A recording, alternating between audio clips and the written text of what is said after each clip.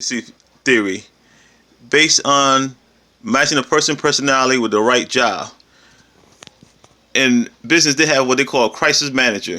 This is a person that goes into a business that's failing and try to match the employees with the correct task to bring out the best out of everybody and hopefully improve the company bottom line. In some instances, it's better to match the personality person, not change your personality. We have certain people who are strict and they try to be nice, and people and employees or the followers realize they are phonies and don't follow them. If you're a strict person or you got a strict personality, still be that way. If you're an easygoing person, you get along with people, still be your personality. You might adjust it in a way, but it's good to be the person you are. Leadership continuum theory, based on the boss center subordinate center relationship. This style of leadership is to make the boss make the decision, and at a certain point, the boss might add the followers how they feel about the direction they're going in. But ultimately, the boss has the last word. He has to make decisions based on the situation, the people who he has following him, and what's best for the company. In the end, he's responsible for all the action that is taken and the final decisions. Some leaders, some people are scared to make the final decision or seem too too strict. But in some situations, depending on the company style or the model they have, it's very important to have one person in charge, and then he have other people that he delegate certain roles through. But in the end, he has to make the final choice. It's almost like the president. In this country, we have the president of the United States, who's in charge of the whole country, and he has cabinet members. Now he could ask the cabinet members for they he could ask them for their how they feel about making a decision, but in the end he has to make the ultimate decision. He can decide whatever he want to decide to. He's the ultimate ruler. Actually, he's the ultimate last person with a word. So the president is almost like the boss center center relationship. Goal center relationship. Goal center theory. In this theory, the job of the leader is to make sure that there are goals set for the company, and he try to motivate the employees to reach that goal. So he could go like, okay, and they use that in sales jobs. This month or this quarter, we trying to reach this amount of sales percent. We trying to go from maybe 5% sales percentage to 7% sales percentage. And the leader could say that if everybody succeeds in reaching that goal, the company will make more money and everybody will get a nice Christmas bonus. This is a goal center theory.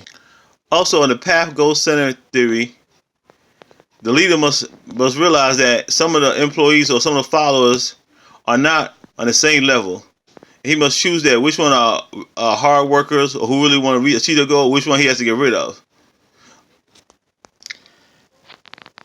Leadership solitude theory, based on the fact that outside forces can affect a team, and some highly motivated teams do not need a leader. So this is a theory that uses self-management, where everybody do their own part. It's like working for long distance. I remember years ago we had a project to do, and it was like a project. Everybody had a certain section to do. So, but we had one person, one team leader that put the project together. So everybody did their part on the project, and they all sent. And then we all sent the project to. We all sent the project to the team leader, and team leader job was to assign the project. And then once he assigned the project, once we put our section together, he posted everything, so we was all able to look at it. Now, what happened was that we had one person, or I think one or two people that were behind. So just in case, the leader had to do their part. So he was able, or she was able to do their part and put a session together, and in a way that way the project could still be done. Personally, I favor the leadership substitute theory.